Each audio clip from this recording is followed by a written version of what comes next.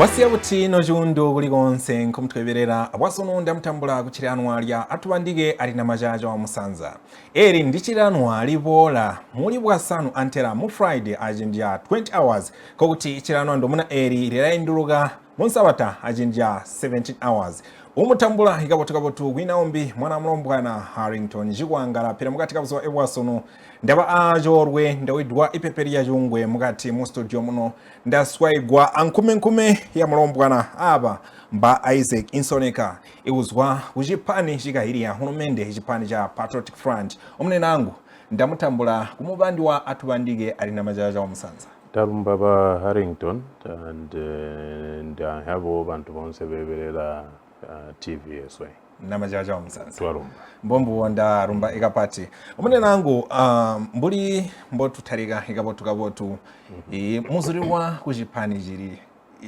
PF iri ndiza kusorabo gusaraha ibatweberera aho Baba Harrington kuri bo PF yomwe say he would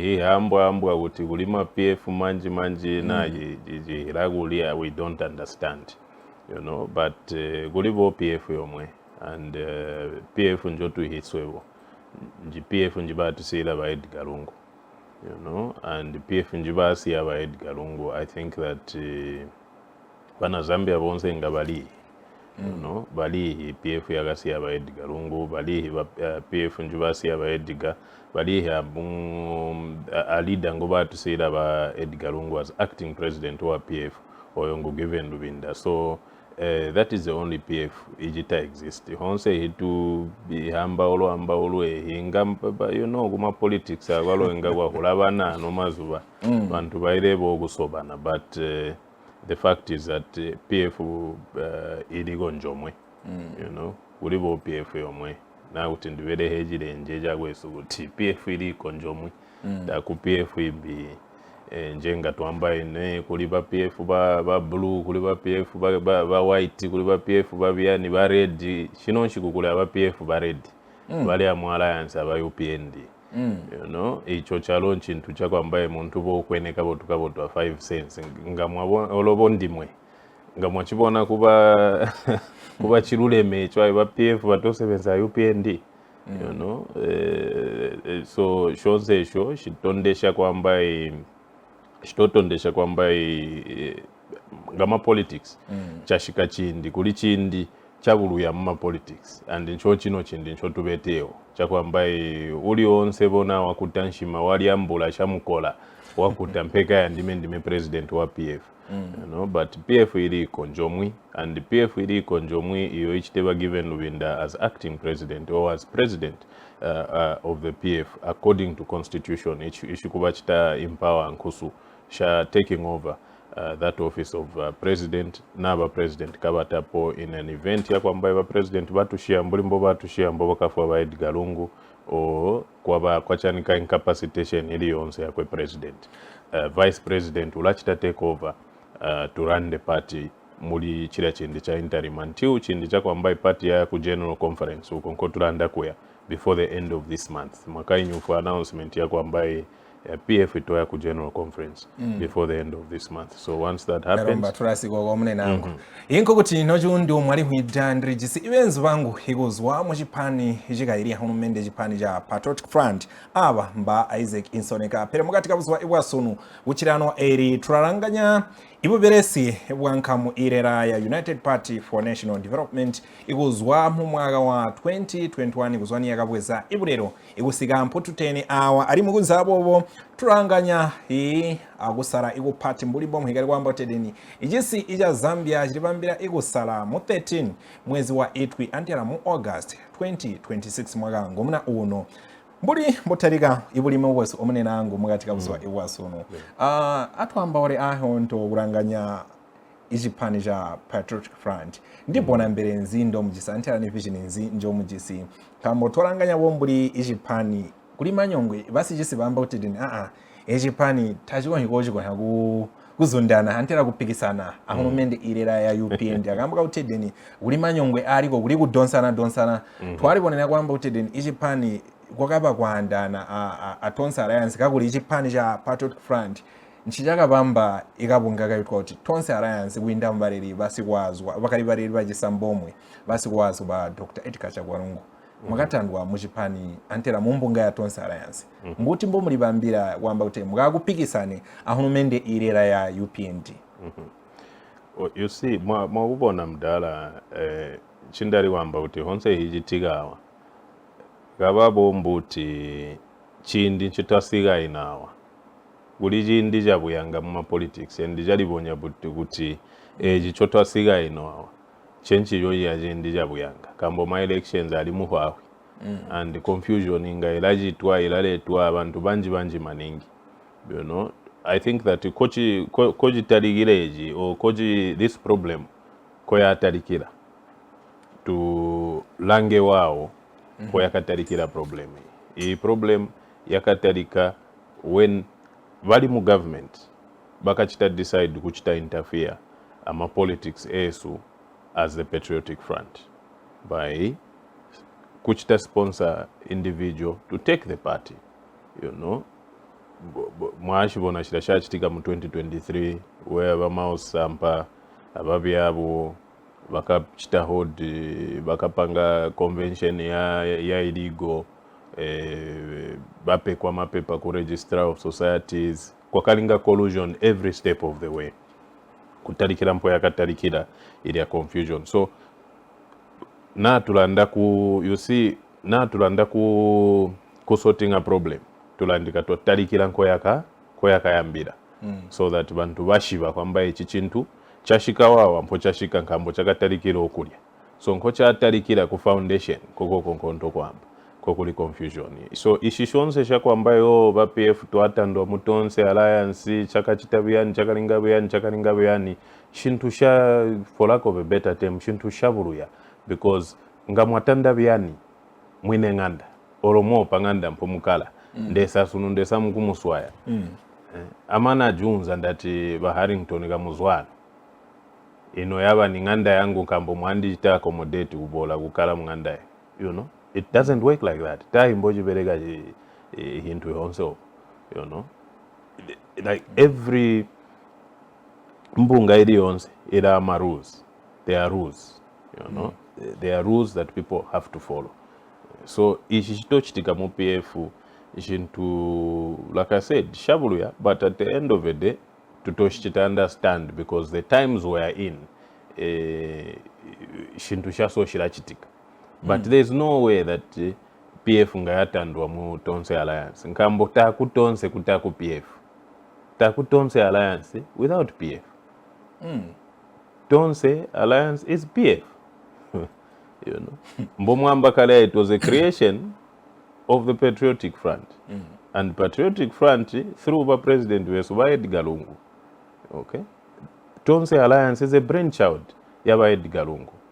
Mboba kaleta bantu bonse, it was Edgar Lungu's way of doing things was that to let bonse ma opposition leaders bonse ba opposition to basebenzere pantu pomwi poko ambaye kubenkusu shakukusha ba UPND nkambo we have all agreed sonse so tuli mu opposition twasuminishanya kwamba ba UPND bachitabyani balirwa kulera baleta nsala muchishi baleta lupato muchishi bantu batopatana mulandu wa mishobo, you know. Bantu batopatana mulandu wa mishobo bantu batotandwa nchito mu office muntu na wanjira mu office batokwipushikwa yolaswa kuli sanemu yako ndwani, you know.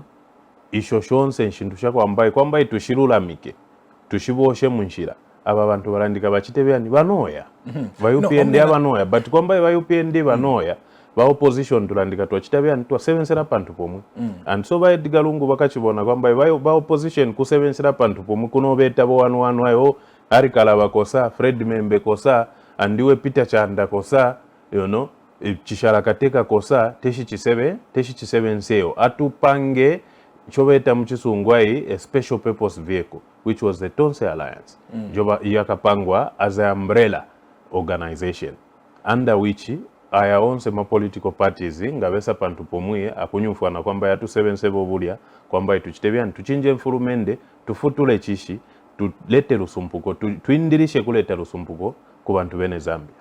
No omune nangu ba Insoneka kama jilipo muna awa watineko wamba tedeni imuzezo wabasikwazwa ipareri ba jisambomwe mujisi ya Zambia ba Dr. Edgar Chagwarungu watineko wamba tedeni wacheni waha muzezo yakamba watedeni wabarwanzi mumbunga ya Tonse Alliance muyo chikona yakuti wamba utedeni kwakaube kupikisana ahulumende irera ya UPND kamba utedeni muzezo wali wakubora antu omwe chitomba te mugwe hulumende irera inokwa chineko wamba te kuli manyongwe mumbunga ya Tonse Alliance joba oba kuti kwamba kutedeni ihulumende irera ikakuzombolero chira kuba oba mukwesu nkambo PF namulibwe ni kabotu historically abo bachishi PF balako muluita kwamba itaku PF nakakutaku kupikishana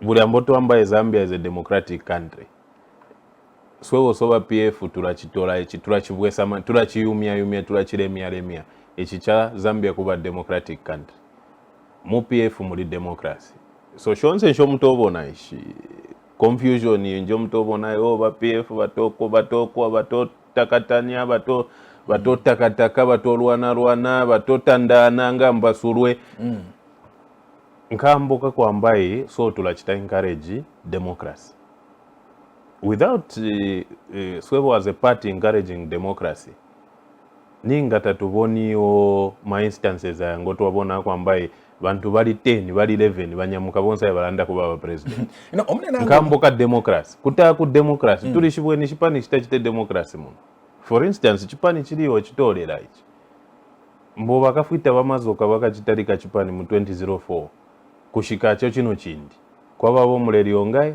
omwe walusa ma elections nangu 6 alya wesawa wina kunanja number 7 nanja number 6 njaka wina kwa kutaku democracy omune nangu olobaya ku convention mukweso wakainde ulenda no post ni democracy bya niyo yakwambaye wobo wenka ndiwe ko chite mano akwambaye ngawalera abantu bonse so nchochi ndorupusano luliyo between PF ashipani shimusha cha allies so shonze cho mutobona isha confusion nayo babatanda mutonse bachitabyani ngu democracy at the end of the day sonse tulichishi kwamba tulichite mulwani ongaye omwi no nambi mutubone anga tutoshupana apa but mulwani ngongaye katujiripo muna awo mwamba kuti ngu democracy oyo pere muchitonga twamba kuti imino siminji izimi hababwa antira iswe hababwa akambwa kuti oyo rasiba kuti namuliko hima yoyo rasiba chambe kwamba kuti orongusurwe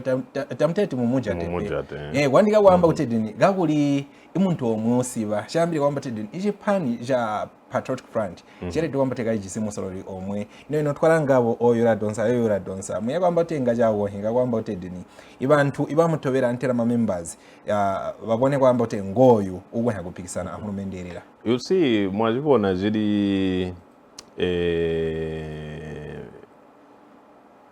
chintu chomwi chiri important kuchita noti mushonse chitochitika ichi shakwamba our members out there ma members besu bene Zambia bonse basuni PF bashikukonka PF balibwe ne leadership ya PF nkoibete balibwe bataka mubechi bonse abambo mutonyufu aba batokwenda nawe wakutambula chamukola wayakamba ndime president uli alako wali anshima ya chibwabwa chamukola wanyamukala kwa ndime president balichishi leadership nkoibete that was demonstrated kuchawama kule ni kwalinga by election PF leadership yakaya camping kuchawama kule kwamba bachite protect legacy yako Edgar Lungu and bantu beso our members bakashiba kwamba kuli balungu PF nje balibwe ni leadership ya PF so olokube anga bafula abantu anchonto kwambira kwamba ni democracy ni process shonse shishiteomana at the end of the day tutokala pantu pomwi akuchita agree chintu chongaye chomwi tulichishi even amongst ourselves as PF kwamba at the end of the day kulandika leader ongaye omwi ngata tuchiti field ma candidates bali 10 or bali 11 bonse pa ballot kuchita computer hakainde tachibete possible ichi chitochitika sunu mu PF teshi chakutangu na chachitika wali mu 2014 chira chindi njo ba founding leader wesu ba Michael Chilufya Sata ndio bakafwa katu chichitenkusu katu chiri mpawa chakachitika icho kwa kalinga confusion ayalo yakafula yakatolako kachindi bakanyamuka abantu banji kwenda kwamba babeba president bakambwiri bakalinga osunikuwa wa president bamao sampa bakalinga osunikuwa wa president bagiven Lubinda bakalinga osunikuwa babob Sichinga bakalinga banji bakanyamuka bakalipa kwamba nebo nganda ba president kwamba nchidebyani mpyane Michael Sata but even in the midst ya confusion yonse ilia chake sabo chalangisha chatondesha kwamba ene apa leader ngwenga twakonka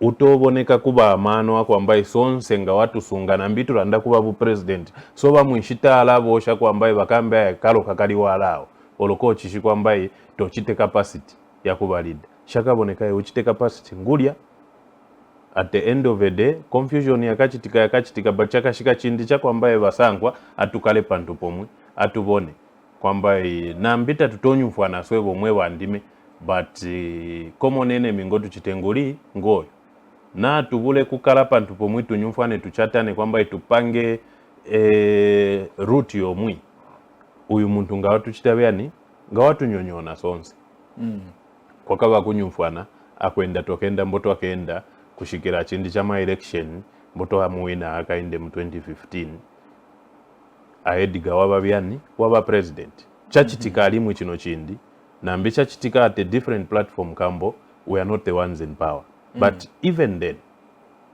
chintu chili important kuchita note ncha kwamba at the end of the day aba leaders besu bonse they are sitting batobandika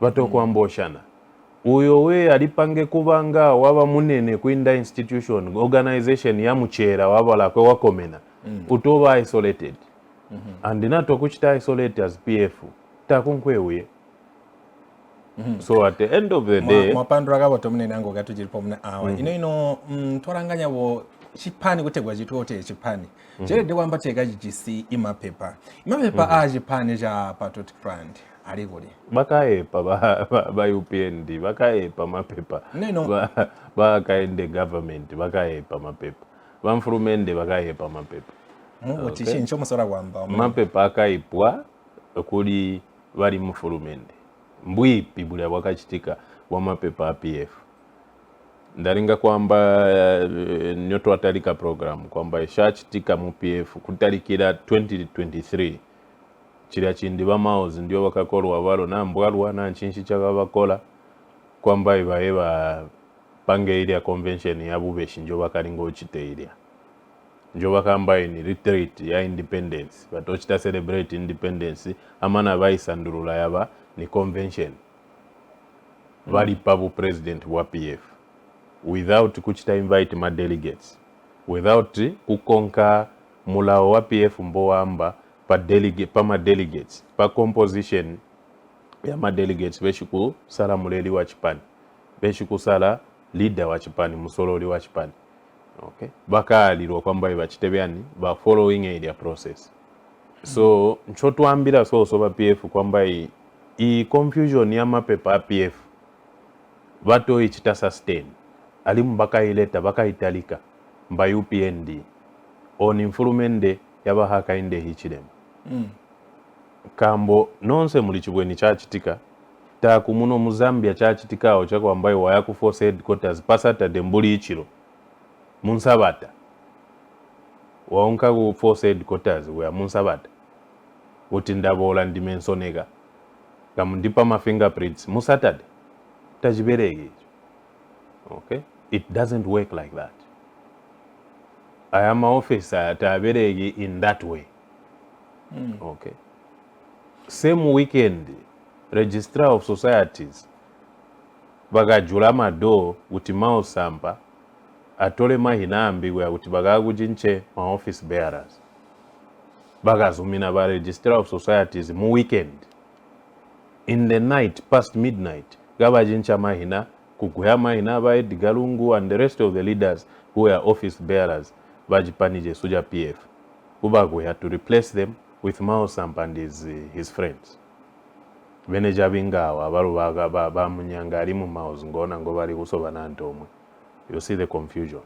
So nchotwambira kuti jipanije suja PF mapepa eso a PF abigwa neno na baga babale abala kuti kutobera nyambo mwamba otedeni imapepa tago pona muyoji kwa kuti kuyimigira kuchitambo te mugwihe hurumende irera mbulero amba te muina mapepa. You see ubotubwa democracy is that no matter how much mboyanda kuti ubalite masuku babyo pamutwi ulite babyo masuku pamutwi mbulimbo batochitaba ba UPND bali mu fulumende with regards to issue ya mapepa PF. The beauty of all about democracy is that there are so many ways kuli shirashinji maningi shakwamba nga mwachitabyani nga mwachitiramo field candidate. That is why one of the reasons why we came up with why President Edgar Lungu bakapanga Tonse Alliance as an umbrella organization, culmination yama political parties and other like-minded individuals and organizations kwamba tukale pantu pomwi tuendele pantu pomwi tukushe mfulumende to use a special purpose vehicle. So chito chitika, I'm sure this is not the first time ndio mtonyu for term ya special purpose vehicle in our politics mu period njo tubetema. So PF nga basunga mapepa. Okay, PF nga basunga bale mapepa uli akafupi ngo bakapa mapepa olya nga wasunga mapepa PF but tachite bantu ba PF membership ya PF yakachala. They know where PF is. Our members know. Ma members besu balichishi leadership ya PF nkoibete bali babweni ma leaders ba PF and bonse balichishi kwamba ichabinga teshi leader wa PF nga wasunga mapepa nga wabiga mapepa mbona mbwali wabu ya kuti lugwalo ndimeji si lugwalo luona ku bed, you know, you to tell you kufulungana kuli mu mitu ya bantu aba, you know. But we are going to use a special purpose vehicle tutosebenzesha special purpose vehicle nga twabwesa any political party that we can use as a special purpose vehicle kuchita field candidate wesu wa Patriotic Front wesha chite image ku convention injeshi tuwayo this month.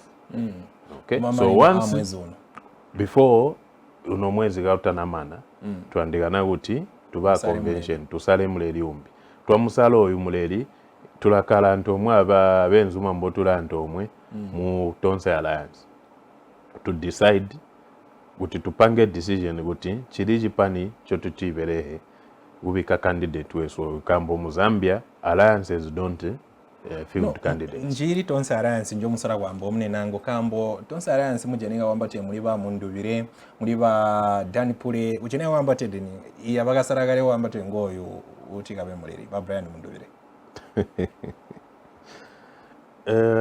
You see gutanguna from inception a Tonse Alliance crafting ya Tonse Alliance ba Edgar Mboba ipanga Tonse Alliance alimu ya muntu wakali muntu wa manu maningo wali kujenjede you know oli kujenjede maningi na agali muyanga mbuli yanga himbi otujise ejino jindi so nokunga Tonse Alliance yakakwidali muni yakakwaga indi maningi but kamboka kuti Edgar wakali muntu wa manu wakali muntu ujenjede maningi wajipanga kuti whoever that should lead Tonse Alliance as chairman will come from PF. Okay, PF as the anchor party jipani jipati maningi jijata Yonse Alliance jezere kuti jitebuti jipe muleli wa Tonse Alliance jipe chairman wa Tonse Alliance. Chairman wa Tonse Alliance wezere kuzwa kuli UPF wezere kuzwa ku PF ku Patriotic Front. Now in the event ya death ya Edgar Lungu and even before then PF yali kuandikana kuti kaunke kuli convention. Okay, so oyo leader otiga wine ku convention utiga zwiddirire ku convention where as president wa Patriotic Front, that is the leader wezere kuba chairman wa Tonse Alliance. So ingato lipangi kuba chairman wa Tonse Alliance utituwa wina my elections ku PF. Makubona? Until you win my elections ku PF, there's no way njonga ebo walipanga kuba chairman wa Tonse Alliance gota na wina my elections ku PF. My elections ga tolwa busena ku PF. Convention ya PF ga itola busena ga kuzwalida gwe ga kuwina muntu omwe as president oya muntu olatumwa kuli ba PF gwa kuba chairman wa Tonse Alliance. So ingatuwa nyamugabo kamboga kuti uli member wa PF. Andime ano ndi member wa PF. Mundambira kuti ndi jisinguzwa kuti ngandanyamugabo kuti ndanda kuba chairman wa Tonse Alliance. Ndakuita benzuma mbotunywali mu kuti katukala watupange conference ya Tonse Alliance mundisale mebo kuti ndibe leader. Olo ndinywe bya muntu wamwambira kuti gamuyamuga chiteko mpita badani pole. Ngamwamba kuti ni election yo, but we won't talk about that. Tatuko njira yo magani because we don't want to be misunderstood, some of us, you know, but ijintu jiri important kujita note chagwamba kuti uti be chairman wa Tonse Alliance uzwa ku PF. And as things stand, go PF there's a president who others refer to as acting president, who is acting chairman of the Tonse Alliance. Ejo jabi kwa mubusena even before President Edgar Lungu died. Balungu nibaga ku South Africa ko bali ujisirwa. You know the announcement that was made, that the acting chairman wa Tonse Alliance ngoni go given to winda, because at that time he was also acting chairman wa Patriotic Front. Mwagubona. So until PF holds convention uno mwezi ngona wa February, twakuba convention yesu weyakuzwa leader weyakuzwa muleri omuti gasalwe uya muleri wa gusalwa nguti gatumwe kuchitabuti kuba chairman wa Tonse Alliance and presidential candidate wa Tonse Alliance mu 2026 without kuchita participate ku election ya MPF, whichever chairmanship njonga walipa ebo as a member of the PF or member of whatever organization will have been an illegal arrangement. Chenchi joncho muhoeji bantu bambi balamba kuti ya hajitiga ya kuti bambi maguliba Tonse chairman banyuwa ni hili illegal. As you can see already, kulibonya mbuti kulima Tonse ongai obire. Okay. Kulibonya mbuti kulima Tonse obire. So there's no way Brian Mundubire turajita kuti chinjia. Jitamusa eja inga chinda jamba mebo kuti chingani kambo seji himebo. Seji hiji ajentu. Okay? Seji himebo ja. Tonse Alliance na ajirubuti. I can't confirm or deny seji hi, but what is important, what I'm going to tell you, chindira mwambira wachaguti eji ajentu mebo seji hi na uti chingani mebo Tonse Alliance ngondi hi. Tonse Alliance ngondi hi kuti kwali. Wezero kubanka di a PF. That is what I know. And you see, ejiji jira kuba mbuti confusion babo created by some individuals. Kambo, from inception, leader wa Tonse Alliance uzwa ku PF. Okay? Uzwa ku PF. So abombo mwamba abona kuti batu mwa PF bakatuambire kuti leadership ya PF njia bajite second kuti baya kube chairman wa Tonse Alliance. Devoid of that, so boto ambinga titwatobera jintu jitaliboni okuba mbuti jililuleme. Okay? Kambo until such a time that bakutuambira kuti ababantu batumwa as PF nibaga wina my elections mu PF pona amana twabatuma kuti bakube buti bakube ba chairman wa Tonse Alliance anza muri oyo muzezo nga bakutobero, but as things stand mulabwe ni magana ajitika mu PF aba abantu mbomwamba yamahina ngomubandauga batandwa mu Japan for various reasons. Batalika kupanga ma structures ambaye ali parallel and things like that. You see? Kambo, I think that what is also important to note is that okutwamba olano guti we know the current leadership ya Patriotic Front.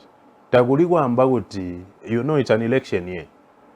Amana me mulindi, I have a candidate. You know, I have a presidential candidate, PFO, and my presidential candidate is not given wind. Tali given wind that I presidential candidate wangu, preferred presidential candidate. Preferred presidential candidate wangu tali Brian Mundubiri. Preferred presidential candidate wangu tali Mwenzuma Mutotwe Kafwaya.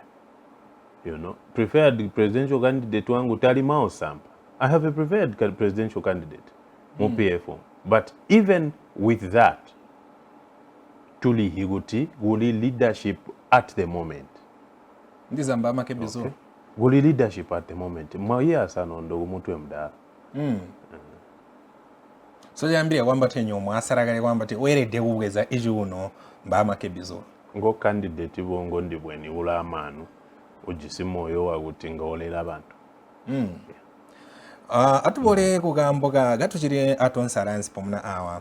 Atubole kugamboga plan B kamboga mwe gali kwamba olwa mazuba kwamba otedena Japan ja Patriotic Front rigisi plan B chinzeji plan B ja wonga abagosunu ibatweberera awa tabajichi understand twamba kuti plan B chinzeji mudala ogaji hi plan B ngwedi galungu and tambia uti yakahwali no agamba oti bagababasiwazo usigwera na mbulire zambwagaji anda utijibe wa mutola ediga kata naambira jisi jonse kuti me plan B yangu yali yabuti. Okay, so magana plan B ajeji nojindi. I don't think that nga magana kuti ngatwajita dwell on uti gato amba utuo kuli plan B kambo plan B ya tige ali plan yesu mwini wa plan ogale ediga lungu. All of us were going to be incorporated muri plan Jonya. So tago ogahwa. Sijambia hota plan so, B and I don't think ya plan oga ichita communicate. Kubana jisi bonse kubana Zambia bonse kutime plan B jindaji sinja mwisho boyo. Aje jino jindi. I think that ingatitwa chita duo wamba ola magana plan B. Chotula ambe nchakuti. Vakali loyo kuli Edgar Lungu tuli babweni. The people who betrayed Edgar Lungu tuli babweni. Mu PF muona muno mweso. Okay? Abo vakali loyo kuli Edgar Lungu tuli babweni. Abo bali kulwani na Edgar Lungu na Jiyoya tuli babweni. Bamulwani na Edgar Lungu na Hwide tuli babweni, tuli bahi. And so boto bamwe tubona mbuti abo mboma leaders mbotunga twajita buti mbotunga twatobera. Tuli hi relationship ya bomboya abede abani abaedika tuli bonsa aba bantu mbomu bona nga ba sotoga nga ba chijana everywhere all over the place wanting to be president tuli bai tuli hi a relationship ya bomboya abede abani abalungu and now uti tujiste simplify mu ledi uli onse utiga salwe gu convention yesu ya PF ya ila ajitige ono mwezi unojita replace bani by Edgar Lungu. This leader will be replacing by Edgar Lungu. Ingatojita replace by Edgar Lungu if you do not believe in his vision. So tuliba hibajisi vision yabo Edgar Lungu. Mwamba bona mbere ndo muna eri chicho cho twamba kutenge ngo plan B hena nyowo nuba ma members ba PF timu agayi a plan B na chiributi mudala mbonda mbaga induti magana plan B ebantu ingala bapa kubeja ino abahi kubeja batalika kubeja. Okay, uli babo bala gwenda and bawita kuti mbali ba plan B you know bali ba plan B iba mwe balali hwa kuti ediga okasiira ndime you know ediga okandambira kuti mewe ndime plan B eno kuti how special are you kuti akakuyite bonji we olike akakwambire no mulino obiro kuti ewo ndiwe plan B wangu kuleka kwambira tonse so toma members you know kuleka kwambira so tonse toma members bantu bala kubeja kuti bakaunka ku South Africa bamubona ediga wabambira kuti ngu plan B bantu bakali kuunka ku Joburg kuyabalakala 4 days gabata mugweni ediga wakaka kubabona okay okaka kubabona kambo wa betrayal so and these same people banda kuti bajoge kuno ba how to beje so kuti ediga wakatwambira kuti tuli ba plan B you know so I am magana plan B really tali magana kuti ngatwajita dwell on that is why na kuti mwajita notice ama candidates bonsa na kuli muntu ula authority yakwamba ula magana plan B on all the candidates ndanda kuti mundigwaye kugesa ngobani okakhala maningi zindi chinahwa Edgar Lungu in that period ya plan B nguni dizainga mwabambira batweberera okachita spend maningi zindi aba Edgar muliji azindi nguni tabali bantu abatu beja kuti baambirwa kuti mba plan B okay okakhala maningi zindi chilahwa aba Edgar mu period ya noko ali magana plan B ngumake bizuru mulimu hwidenyo make bizuru ulamba kuti bagamba kuti ndime plan B tago ambe ejo kambo is a sober candidate ulihi kuti ayo tali magana kuti tutalike kuchita kuti twamba ole you don't want to be identified like that okay ulihi kuti ayo tali magana kuti ngamagana kuti abantu ngabahwa so muntu utaligo muntu utakaliko ku South Africa kuti tubeje zunu kuti bagamba kuti ndime plan B you know nyono tukala muga mutandambiri komu biga sugar pona mugambire muntu utakali munganda hena jiramana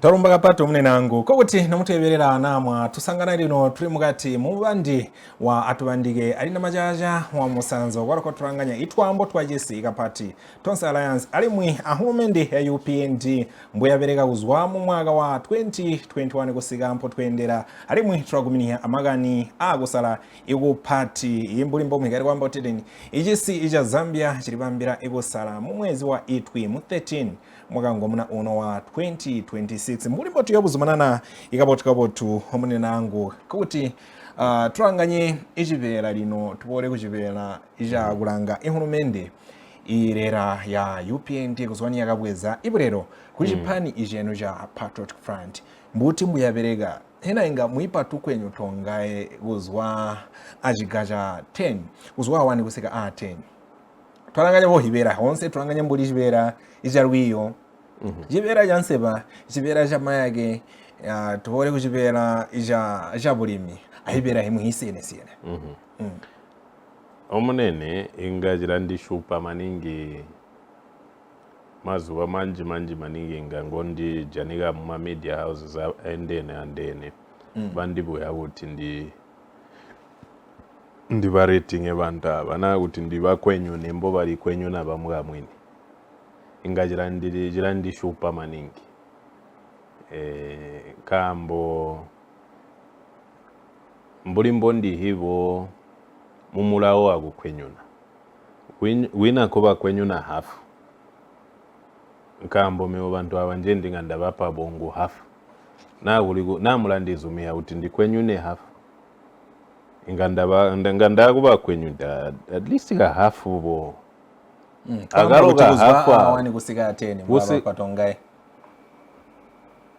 ingabe awani bya izwide ngatinda bapa okay ingatinda bapa wanu bo izwide but nkamboga kuti wina half ndira bapa wanu njonye and ayalo wanu iyo ndibape dabo kamboga kuti mbobalela kamboga kuti batu wina ma elections mu 2021 chindi bapedda wane noti kuti buli chibabereka nchindi ngandamba kuti basumpula GC baleta lusumpugolo kukati bakondizwa mewo konde anda kuimaze area member of parliament wina lusumpugolo ligo ndotunga tuamba kuti katu amana katu kwenyuna wina chotula kwenyune na abantu balanzala okay so meboenga magana kukwenyuna ya ama kwenyu inga meotinda njira maningi kambo these people have failed balirwa kulera jabagagira kulerwa akusola ngati basola that is where the problem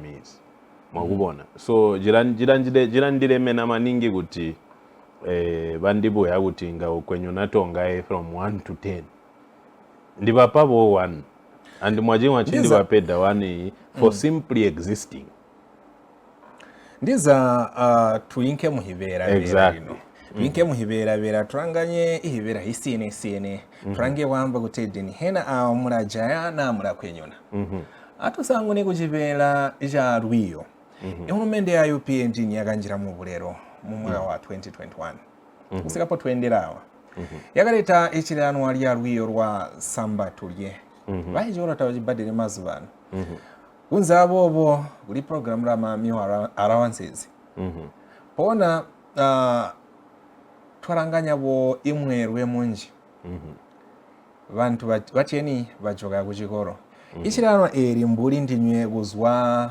kunkamiga iri hahunumende igwiminina imasimpe tamwe kwamba otera kuhiri abayijisi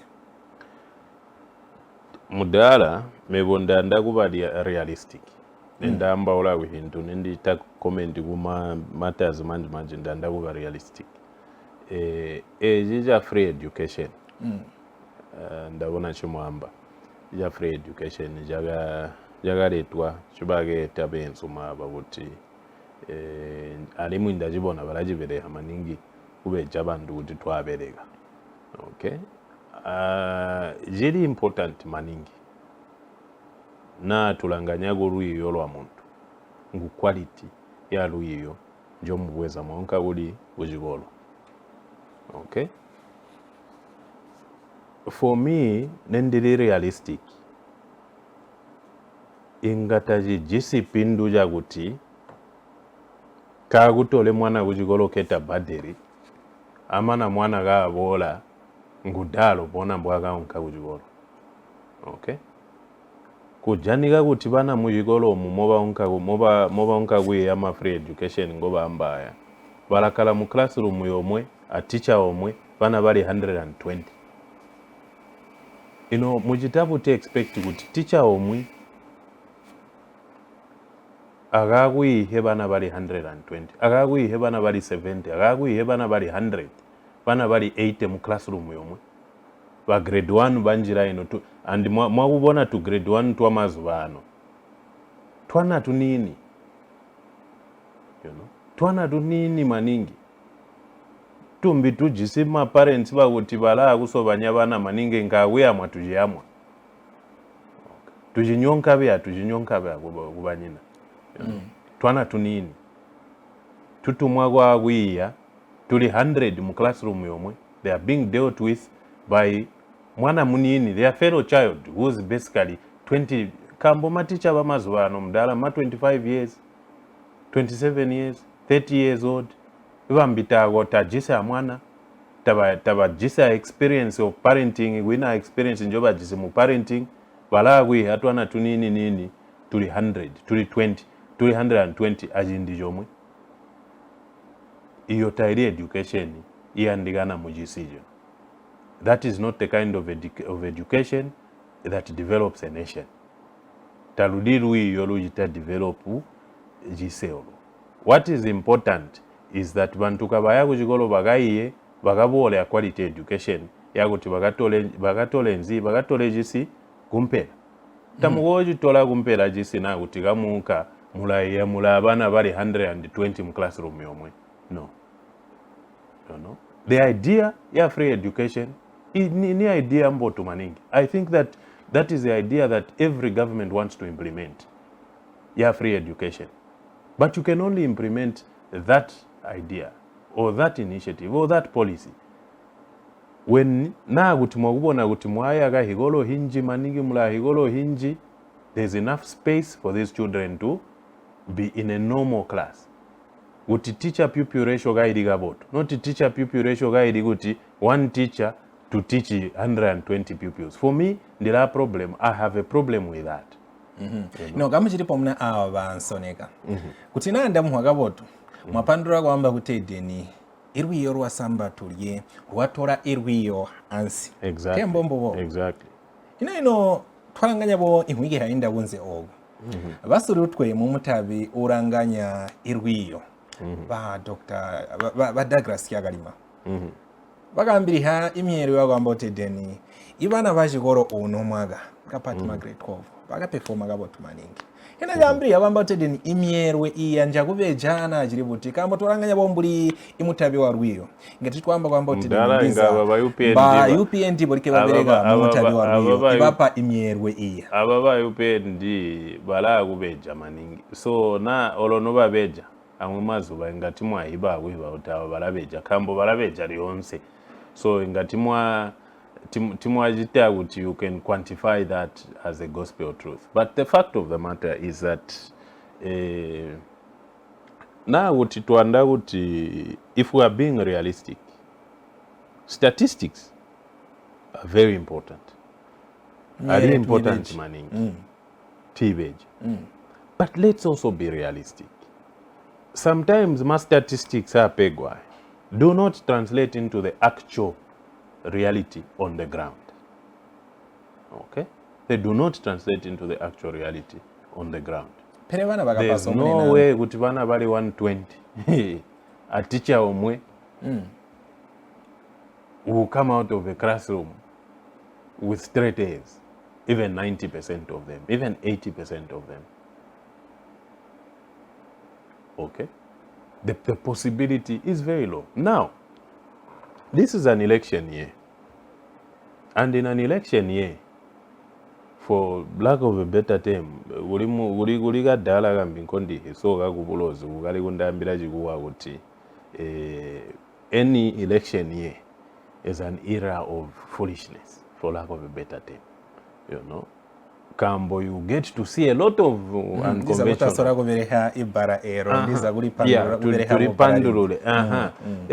Okay. Agaga dala galozi gali undambira kuti jindiza my elections.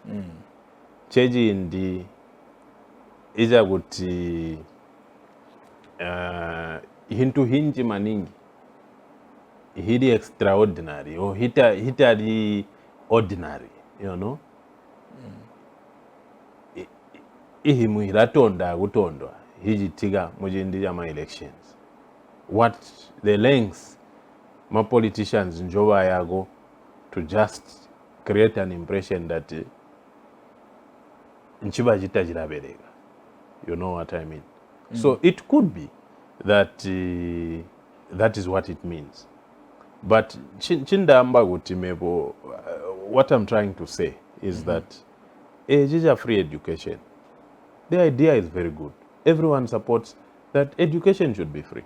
But let's be realistic. Tubone guti age no jindi. Do we have enough resources to implement this particular policy or initiative or program? Okay. If not, what do we do? Turajitabuti. Nkambo, what matters is the quality of education. Seagali mogamba uti onomwaga bana bapasaga botu maningi. Last year did they pass botu maningi? Oyamwaga wainda walo bapasaga botu maningi. You know, 2023 bapasaga botu maningi. 2022 bapasa botu bana. You know, quality of education. Choto anda guti, chochi andiga guti gatu ita prioritize. Na tulajita implement free education. Well and good. Gatu ita implement. Patiga tujana mali manji maningi guti tujite buti tujite ensure guti free education jitu waleta gaiba qualitable. Gaiba qualitable. Bana gabakala nangu 40 nani ratio ya 40 to 1 teacher. Ogonga mwagubona guti mtunga wagu. Jibera ijarwiyo. Nadabyo utede ni mundi huire guti namulazumina namulagaga. Toranganya imi mwerwe antira ma percent yagambwa aba minister baranganya imutabe wa rwiyo wamba utedeni imwerwe mwaga uno watieni wabana bapasa antera bachitaka botu kujigoro wayenka mujuru winda myaka yonse hena imwerwe yagambwa ya murayizuminana muligaga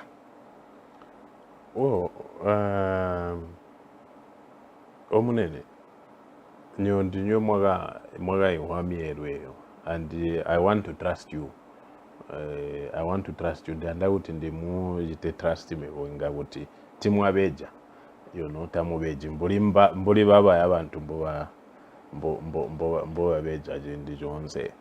So whether to agree or not, I think that na kuti mbo bagamba kuti mwerwa abana ba passage no onomwaga uligabo tukwinda miaga yonse. We agree that okay, fine, pasa, but what is the attribute?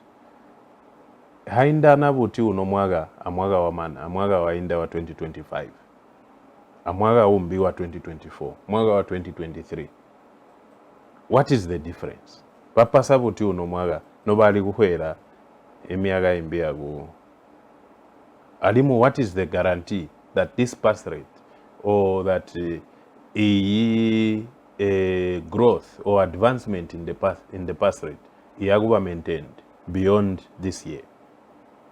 I think that is what is important, jonchojili important maningi tuyagujita maintain ayama numbers to keep going up na ayaguloga alimu and hija lenga kuti bana bapase maningi this year no bagahwela last year and the other year.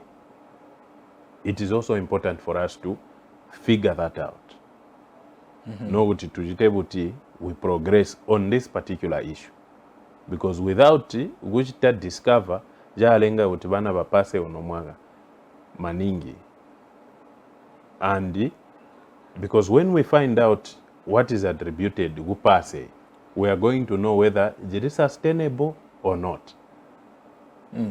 Twarumba mune nangu jambie kwamba utedeni mwazumina kwamba utedeni imwerwe ngwa masimpe tubole kuchibera ichakunjiha bamayi milimo chibere twabona kwamba utedeni ihumende ya UPND yakanjiha maonda abamayi imirimo eji muchamba buti kulindime hena takuli ikusumpuka okuona chiri kuti kuchibera charuyo. Well, you see, gunji haba mai banji, or gunji haba over mai generally. Muhurumende as the teachers, it's important, and there's we Nigeria extraordinary hour. These are things that have happened before. The argument may be on the numbers. Ngagoli uti my numbers kambo banji ha 30,000 ajindi jomwe, okay, employed 30,000 ajindi jomwe. Covering up for these other periods, because 2020 what yali ends here 2022 or was that 2021 the banji had 30,000. How many did they employ the year that followed? Banji haba mai bongai mwaga waga chedida, and then the year after and the year after and this year punjira ba mai bongai muhurumende as teachers this year. I think all those are important things. It's important which they employ my teachers, because like we are saying, a free education will require more teachers in order for it to be quality education. Okay? Kambo, it's not enough to just introduce free education. You need to ensure that vamaya baloga bajitabuti gabahula so that this education can be qualitable. No mburi mbotos wa ajibera awo mune nangu hena jambire kwamba utedini ingata kwenyu na kwamba ute ijibera eji awo bagapasa najiri kuti naya tulijaya tago tulijaya kambo quality of education kuti agambwa utedini mwazumina kwamba utedini imwerwe wagambwa utedini ibana tago mudara tindazumina. I have agreed with you out of respect kuti mboba gambobo na kuti mboba gamba kuti imwerwe wabana bapasa this year high winda wa miaga yonse. It's statistics in the public domain. We have to agree, because we don't have the statistics ourselves. But so it's still Yahweh. jiri hwide kambo the quality of education is still bad. Atubole kuchibera ijanseba twanganye ichibera ijanseba hena bachikonya kuzwidirira twanganye okay ndiza kuhiranganyira antu omwe twanganye ichibera ijanseba chibera charwiyo achibera ijamayage hena hulumende irera ya UPND yazwidirira kuhibera hina yaliwa Ibera janseba is health. Okay, so that is Ayalo is another important sector. The most important sector actually is that of health, because for you to go to school you need to be healthy. Okay, utugawe agema road you need to be healthy. Even to be president you need to be healthy. You know what I mean? So that is the most important sector. Ayalo njindibona guti benzuma yabalira kambo notwamba ulima shortage ya misamu muhibadela olo panado bya sokotuzwa ukatubo panado bya panado ngona panado yangotuola tukwacha togo muhibadela togo mutuma kliniki tunini tuliko bya totwasiya so toba PF kambo benzuma wina chibayaga we. Okay, chibayaga hibadela ukatuba bya kondizwa. Okay, and in the other parts of the country there has not been any growth in terms of health infrastructure. Ena omne nangu ngema simple ngomu twambira yaona ajiributi inga mumende anje yabuti mambira mudala ayangora janseba gagwina ibadira yawa balanji ha ibasirisi mu area ya health kambo we left hospitals as a patriotic front twasi ya hibadera so twayaga hibadera chomu yago hibandinywe so twayaga hibadera across the country. We built hospitals in Dundumwezi, we built hospitals in Joma, we built hospitals in Garomo, we built hospitals in Petauke, we built hospitals in all the 116 districts. They are district hospitals. Ma district sambi ingalijisi ahibadera hongaye hobiro. In one district, 2 district hospitals, depending on the geography and the population. So aba bonse mawekazi ngoba njiha benzuma mu health sector bayaku kubereka kuhibadela ya otwasiya. Even if we built those hospitals as PF tahili enough. That is why our agenda as a patriotic front was to continue on improving, advancing and growing the infrastructure in the health sector. The idea was to build more hospitals mu Zambia in all the districts, in all the areas, to ensure that universal health coverage is attained. You can only attain universal health coverage if you have adequate infrastructure. You have adequate infrastructure, gamu GC, all systems are go, you know. Omne nangu ba Isaac. Twaranganya bombuli humende wamba masimpe. Jibera jaba sirisi mboja ganji haaba. Muguranga gwe nwimine na masimpe. Hena muzezo wako nji haba sirisi muzezo mubi na ajiri uti. Tuli muzezo ubi. Hena tuchonge na tujaye. You see, ijo inga tajiriji ntuja uti katujonga kambo ma health workers banjira. I'm giving you a background of kuja kataligira jintu ejo. For you to employ nangu 20,000 na bagalibonga eba ya ma health workers, it is because we as a patriotic front twasi ya hibadera twayaga hibadera haguti baba bantu bagajitebuti bagakuberege muya. Whether we had, if we had not, even if we had not changed government, if we had not changed government in 2021, the PF government would have still employed teachers. Nitwaganji hama teachers, nitwaganji hama health workers. Kambo we had built infrastructure, and the infrastructure guti jite function. We andiga guti babere sigaba jita buti gaba njira nchito guti gaba berega muri muya mu infrastructure njotwa gajita. So we naja guti there's nothing special here. Guti hatukwenyuna because you employed health workers. It is your job. Waandiga gunji wanchito. Ibadera kohiri ibadera ndinya najiro wakali mulimo. So that's why you don't hear us say gambira agasolo kuti twayaga ibadera. No, kambo it was our responsibility. It was our responsibility. Tusotoga omune nangu twinke kujibera turanganye ikapati jibera jaro jiandiha ibana maria jibera ishabayiminizi mngande amirawo twaguminiha andi nyweri no kwamba kutedeni muyanda kuba iba iminizi munganda yamira obuya kuchinkoswe jakatuba twaranganya bombulimbo wabireka ba iminizi munganda yamira aba ndiri kwamba te muratobera gabo tukuranganya mbo wabireka abantu aba hena kusara kubora mu mwezi wa itwi bayo kuchikonya kuzwitira kuranganya imirimo yabo najiri buti mudala ngandi bangu idarusi banji ngandi bangu idarusi and ruse maningi ngandi widaba ababali buti ma first term MPs kambo banji maningi bakuba ma one term MPs on both sides of the divide kambo icho mwamba muhyo kambo uti bagagirwa uleta rusumpu mwamba uti barirwa bagagirwa uleta rusumpu kuma constituency ngo baga ba elected to serve.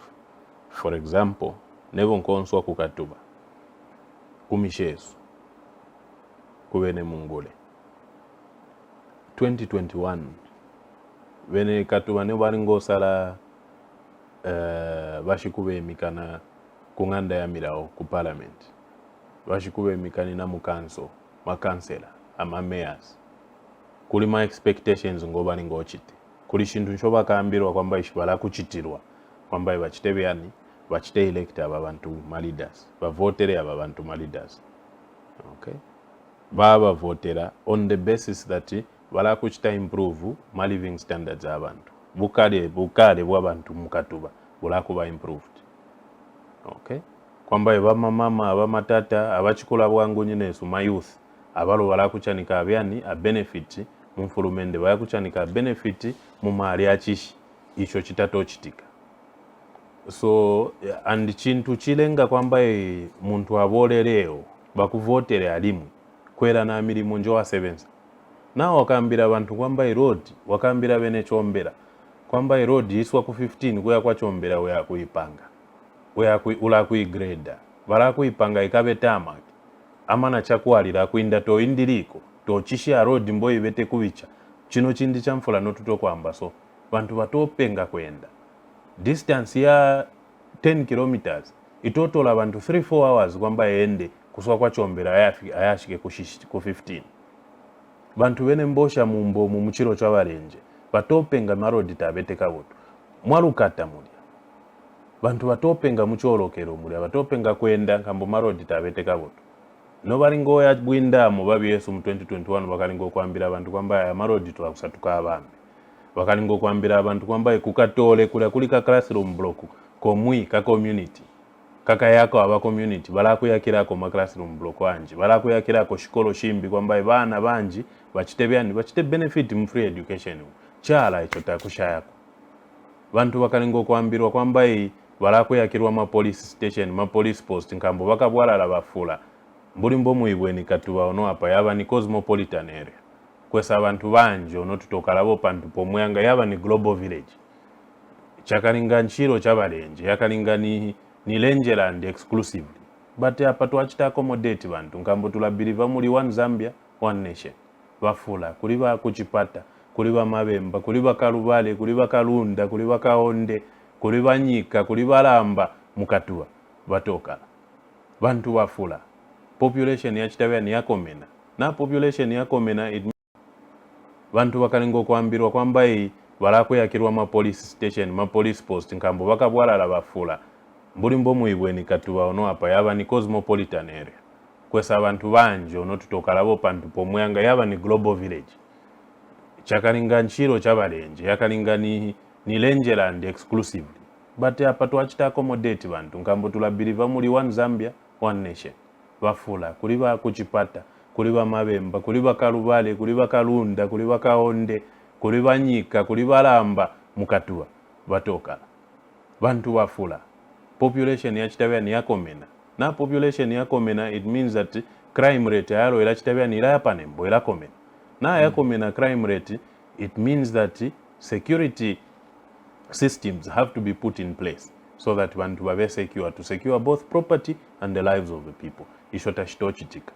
Okay, bantu batokwipirwa lyonse bantu akuchayana kwakatalika ono mutonyufwa bwayo ba mudoba chindaba ba mudoba ba muchana kafwite you know those are things that bantu shoba kambirwa kwamba bala kuchitirwa tababone kima MPs ba voterwa babanji tabendi mu constituencies umu taba yiku bantu kwa mukubandika ku bantu olo chashupa tuli chishiye kwamba ishinji shilashupa but na abantu kamuchita ingenji kamubambira kwamba yo ndamuluita kwamba indako yakachikolo mu mwaka wa number 2 after mwampotera ndalirwa nkambuka kwamba ndachana mbuyumuyumu kwera na mfulumende mboito kuendelesha shintu o ndachana buyumuyumu for various reasons. You communicate and you can only communicate na olabendera bantu ko chitabyani ko bafwa kashira bantu tabatofu akashi omune nangu ba Isaac Insoneka jindi chaba amunyono pere mbuli mboto maniha imubandi wesu aturanganye ijipani ja PF mbojiri bambira awopigisana ajipani jirera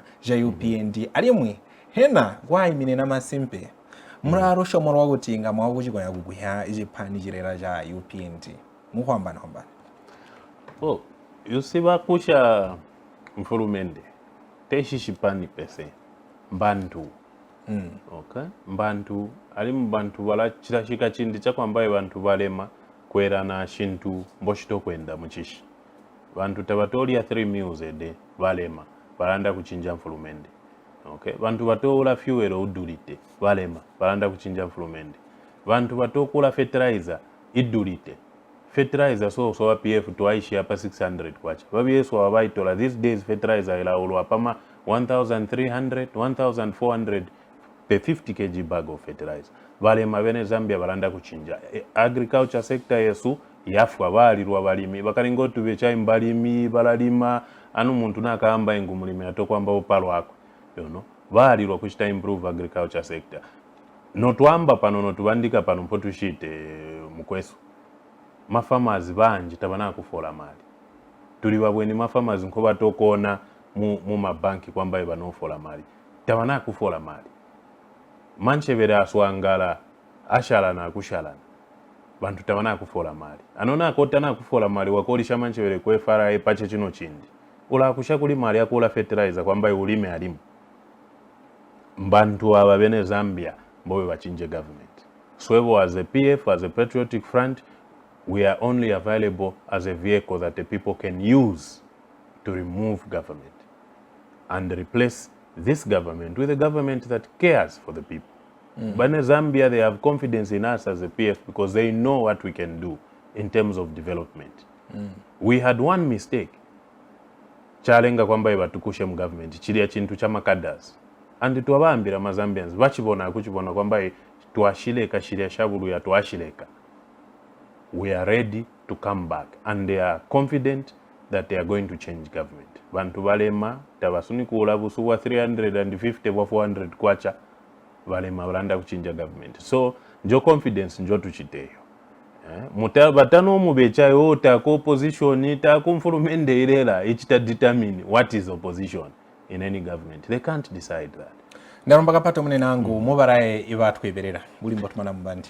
Oh, twarumba no muntu tweberera nonse konse nko mubete twarumba maningi and tutomusenga kwamba imwindirishe kutamba station yesu ali mumwindirishe kuba involved mu shintu shitola chishi chanu panembo so twamulumba twarumba kapati ndamulumba kapato munenangu ba Isaac Insoneka twarumba mdara twarumba nojundi okoguti mwali hwida higambo honse antira itwambo tutogise mukatika buzwa ebwasunu abumune nangu hibazuriwa mujipani jigahiri ahunumende ijipani ja Patriotic Front antira PF o warakotaruranganya ibuberesi obwambunga irera antira income irera ya UPND alimwe togumniha ajibera ja Tonse Alliance kumamanino twagumniha ajibera jajisi ja Zambia mbojiri bambira winka mugusara mu mwaga ngomana ono mwezi wa Itwi mwaka wa 2026 wali mwenderezi achirano eri gwinaombi mwana mulombwana Harrington Jiwangara ijwi lya muna Africa ndarijisi ibenzu bangu